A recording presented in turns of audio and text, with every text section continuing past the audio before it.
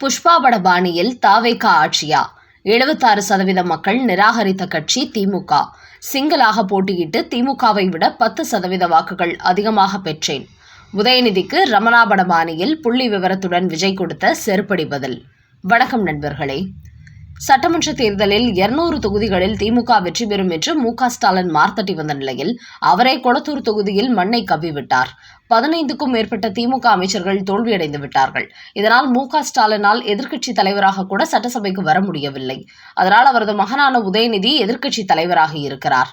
இவரும் தனது தந்தையைப் போலவே யாரோ எழுதி கொடுக்கும் பேப்பரை கையில் வைத்துக்கொண்டு விஜயை நாம் மடக்கிவிடலாம் என்கிற பாணியில் எகிரி பேசத் தொடங்கியிருக்கிறார்.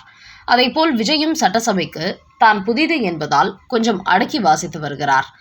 அரசியலில் முன் அனுபவம் பெரிதாக இல்லாத காரணத்தால் அவருக்கு உடனுக்குடன் பதில் கொடுக்க முடியாமல் கொஞ்சம் தாமதமாக கொடுத்து வருகிறார். இதனால் விஜயை நம்முடைய வாக்கு திறமையால் வீழ்த்தி விட்டோம், என்ன இருந்தாலும் நாம் கலைஞரின் பேரன் அல்லவா என்று முடியை கோதிவிட்டு வருகிறார் உதயநிதி. இந்த நிலையில்தான் நேற்று உதயநிதி சட்டசபையில் பேசும்போது தமிழக வெற்றிக் கழக அரசு தூய சக்தி என்கிறார்கள், ஆனால் இது மக்களை ஏமாற்றிய அரசு என்று விமர்சித்தார். மக்கள் தீர்ப்பால் பதவி கிடைக்காதவர்கள் குதிரை பேரம் மற்றும் கூட்டணி அரசியல் மூலம் ஆட்சி அமைத்துள்ளார்கள் என்று ஏகத்துக்கு பேசினார். குறிப்பாக புஷ்பா பட பாணியில் தாவேக ஆட்சி நடப்பதாக கூறிய உதயநிதி, கூவத்துறை மிஞ்சும் அளவுக்கு இங்கு அரசியல் குறித்து நடக்கிறது, சோபா அரசியல் என்று வார்த்தைகளை அடுக்கிக் கொண்டே போனார். அதோடு நிறுத்திக் கொள்ளாமல் மக்களுக்கு கொடுத்த வாக்குறுதிகளை நிறைவேற்றாமல் பொறுப்பை தட்டி கழிக்கிறார்கள் என்றும் அடித்துவிட்டார் உதயநிதி. எனவே விஜய் ஆட்சிக்கு வந்து 6 மாதங்கள் ஆகிவிட்டது போலவும் அவர்கள் கொடுத்த வாக்குறுதியை திமுக போன்று காற்றில் பறக்கவிட்டது போலவும் பேசினார். என்றாலும் விஜய் சட்டசபைக்கு புது வரவு என்பதால் யார் யாருக்கு எந்த இடத்தில் எப்படி பதிலை கொடுக்க வேண்டும் என்கிற விஷயத்தில் இன்னும் அவர் போதுமான அனுபவம் வரவில்லை என்பதால் கொஞ்சம் அமைதி காத்து வருகிறார். அதோடு தமிழ்நாட்டில் உள்ள 65% மக்களால் நிராகரிக்கப்பட்ட அரசு தமிழக வெற்றிக் கழக அரசு என்று கூறினார் உதயநிதி. இதையடுத்து உதயநிதிக்கு நேற்று தனது ட்விட்டரில் ஒரு நீண்ட விளக்கத்தை கொடுத்திருக்கிறார் முதலமைச்சர் விஜய். அவர் கூறுகையில், தமிழ்நாட்டு மக்களே, நீங்கள் அனைவரும் தான் தமிழக வெற்றிக் கழகத்திற்கு வாக்களித்தீர்கள். சில காரணங்களால் வாக்களிக்க முடியாதவர்கள் இப்போது மனம் வருந்துகிறீர்கள். என்றாலும் வருங்காலங்களில் தமிழ்நாட்டு மக்களின் ஆதரவில் தமிழக வெற்றிக் கழகம் முழுமையாக வெற்றி பெறும். அதோடு இந்த சட்டமன்ற தேர்தலில் தமிழக வெற்றிக் கழகம் 34.92% ஓட்டுகளை பெற்றது. ஆனால் திமுக 24.19% ஓட்டுகளை மட்டுமே பெற்றுள்ளது என்பதை நீங்கள் புரிந்து கொள்ள வேண்டும். அதாவது தமிழக வெற்றிக் கழகம் 1.72 கோடி ஓட்டுகளை பெற்றுள்ள நிலையில் திமுகவோ 1.19 கோடி ஓட்டுகளை மட்டுமே பெற்றிருக்கிறது. தமிழக வெற்றிக் கழகம் திமுகவை விட 53 லட்சம் வாக்குகள் அதிகமாக பெற்றுள்ளது என்று குறிப்பிட்டுள்ளார் விஜய். அதோடு சட்டசபையில் தமிழக வெற்றிக் கழகம் 65% வாக்காளர்களால் நிராகரிக்கப்பட்ட கட்சி என்று விமர்சிக்கிறார் உதயநிதி. ஆனால் தேர்தலில் பதிவான ஓட்டுகளை எடுத்து பார்க்கும்போது திமுக 76% மக்களால் நிராகரிக்கப்பட்ட கட்சி என்கிற உண்மை தெரிய வந்திருக்கிறது. இப்படிப்பட்ட உதயநிதி தாவேகாவை விமர்சிக்க அருகதையற்றவர். அதோடு திமுக 60 ஆண்டு கால ஆட்சி என்று பெருமை பேசுகிறார்கள். அப்படிப்பட்ட திமுக 23 கட்சியுடன் கூட்டணி வைத்துதான் தேர்தலை சந்தித்தது. ஆனால் நம்முடைய தமிழக வெற்றிக் கழகமோ தனித்து போட்டியிட்டது. அப்படி போட்டியிட்டு திமுகவை விட 10% ஓட்டுகளை அதிகமாக பெற்றிருக்கிறோம். இந்த கணக்கை நானாக சொல்லவில்லை, இந்திய தேர்தல் ஆணையம் அதிகாரப்பூர்வமாக வெளியிட்டிருக்கிறது என்று கூறியிருக்கும் முதலமைச்சர் விஜய், நிலைமை எப்படி இருக்க தமிழக வெற்றிக் கழகம் பெரும்பான்மை பெறவில்லை என்று ஒரு பிடித்து போன கதையை உதயநிதி சொல்லிக் கொண்டிருக்கிறார். முதல் தேர்தல் தனித்து போட்டி என்பதனால் நாங்கள் எதிர்பார்த்தபடி வெற்றி பெறவில்லை. ஆனால் 23 கட்சியுடன் போட்டியிட்ட 60 ஆண்டு கால கட்சி திமுக எவ்வளவு தொகுதிகளில் வெற்றி பெற்றது, எத்தனை சதவீதம் ஓட்டுகளை பெற்றுள்ளது என்பதை உதயநிதி கூர்ந்து கவனிக்க வேண்டும். பொத்தாம் பொதுவாக யாரோ மண்டபத்தில் எழுதி கொடுத்ததை அப்படியே சட்டமன்றத்தில் வந்து படித்துவிட்டு செல்வதை விட்டுவிட வேண்டும். எப்போதுமே நாங்கள் மட்டுமே அதிமேதாவிகள், எல்லாம் தெரிந்தவர்கள், ஏகாம்பரம் என்பது போன்று பேசிக் கொள்வார்கள். ஆனால் தமிழக மக்கள் தங்களை எந்த இடத்தில் வைத்திருக்கிறார்கள், எத்தனாவது ரேங்கில் வைத்திருக்கிறார்கள் என்பதையெல்லாம் இவர்கள் கவனித்து பார்க்க மாட்டார்கள். 5 ஆண்டு கால ஆட்சியில் ஒட்டுமொத்த தமிழ்நாட்டு மக்களை கடன்காரனாக்கிவிட்டார்கள். இப்படி ஒரு மோசமான ஆட்சியை நடத்திவிட்டு பெருமை பேசுகிறார்கள்.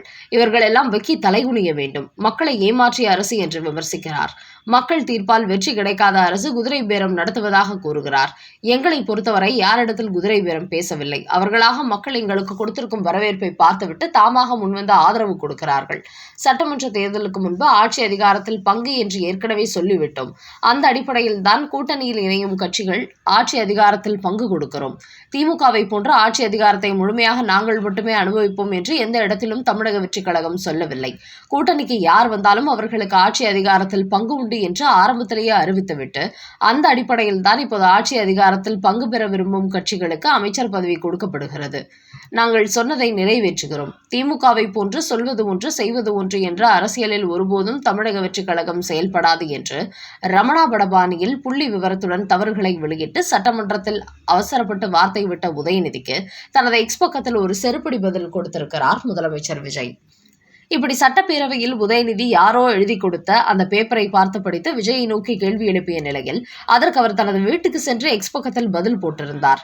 அந்த பதிலை பார்த்துவிட்டு உதயநிதியும் நேற்று இரவு தனது ட்விட்டரில் இன்னொரு பதிவு போட்டுள்ளார். அதில் என்ன குறிப்பிட்டுள்ளார் என்றால், சட்டப்பேரவையில் பதிலளிக்காமல் வீட்டுக்கு சென்று ட்விட்டரில் அறிக்கை வெளியிட்டுள்ளீர்கள். நாங்கள் வாங்கிய ஓட்டு விழுக்காடு எங்களுக்கு தெரியும். மக்கள் தீர்ப்பை மதித்துதான் நாங்கள் எதிர்க்கட்சி வரிசையில் உட்கார்ந்திருக்கிறோம். ஆனால் நீங்களோ பதவி வெறியோடு ஆளுநர் மாளிகைக்கு தினம் தினம் அலைந்து கொண்டிருந்தீர்கள். திமுக மக்களால் நிராகரிக்கப்பட்ட கட்சி என்று சொல்கிறீர்கள். நாங்கள் நிராகரிக்கப்பட்ட ஓட்டுகளை காட்டிதான் நீங்கள் முதலமைச்சராகிவிட்டீர்கள். திமுகவின் 2006 ஆட்சி குறித்து ஒரு செய்தி வெளியிட்டுள்ளீர்கள். ஆனால் அந்த சமயத்தில் நாங்கள் மற்ற கட்சி எம்எல்ஏக்களை கடன் வாங்கியோ குதிரை பேரத்திலோ வாங்கியோ ஆட்சி அமைக்கவில்லை. அதோடு 2026 சட்டமன்ற தேர்தலில் திமுக தோல்வி அடைந்திருந்தாலும் திராவிட மாடலின் மக்களின் திட்டங்களை நாங்கள் தொடர்வோம் என்று உங்கள் வாயாலே உங்களை சொல்ல வைத்துதான் எதிர்க்கட்சியான எங்களுடைய வெற்றியாகும் என்று அந்த பதிவில் தெரிவித்திருக்கிறார் உதயநிதி ஸ்டாலின். இந்த நிலையில் அவருக்கு அடுத்தபடியாக முதலமைச்சர் விஜய் எப்படிப்பட்ட பதில் கொடுக்கிறார் என்பதை பொறுத்திருந்து பார்ப்போம். ஆனால் தமிழக வெற்றிக் கழகம் பதவி வெறியில் ஆளுநர் மாளிகைக்கு அலைந்தது போன்று உதயநிதி கூறியிருப்பதை தாவேகாவினர் பதிலடி கொடுத்து வருகிறார்கள். அதில் திமுக எப்பேற்பட்ட பதவி வெறி பிடித்த கட்சி என்று ஊருக்கே தெரியும். மத்தியில் காங்கிரஸ் கட்சி ஆதரவு கொடுத்தால் அங்கு இடம்பெறும் அமைச்சர்களில் முக்கிய அமைச்சர் பதவியை கேட்டு வாங்கக்கூடியவர்தான் கருணாநிதி. அப்படிப்பட்ட பதவி வெறி பிடித்த திமுக எங்களது முதலமைச்சர் விஜயை பற்றி பேசுவதற்கு அருகதையற்றவர்கள். அதோடு 2021 சட்டமன்ற தேர்தலில் முதலாக எம்எல்ஏ ஆன உதயநிதி உடனே அமைச்சரானவர். ஒரே ஆண்டில் துணை முதல்வர் ஆகிவிட்டார். இதெல்லாம் பதவி வெறி இல்லையா? மேலும் முதல் தேர்தலிலேயே 60 ஆண்டு திமுகவை விட 10% ஓட்டுகள் அதிகமாக வாங்கியுள்ளார் விஜய். இதன் மூலம் திமுகவை மக்கள் புறக்கணித்து விட்டார்கள். தமிழக வெற்றிக் கழகத்திற்கு மகத்தான ஆதரவு கொடுத்துள்ளார்கள் என்பது தெரிய வந்துள்ளது. அதனால்தான் அந்த ஆதங்கத்தில் எங்கள் முதலமைச்சர் விஜய் குறித்து நீங்கள் தேவையற்ற விமர்சனங்களை முன்வைக்கிறீர்கள். அவரை பொறுத்தவரை உங்களை போன்ற அரசியலில் ஊழல் செய்து கொள்ளையடிக்க வேண்டும் என்று வரவில்லை. மக்கள் பணத்தில் ஒரு பைசா கூட எடுக்க மாட்டேன் என்றுதான் கூறியிருக்கிறார்.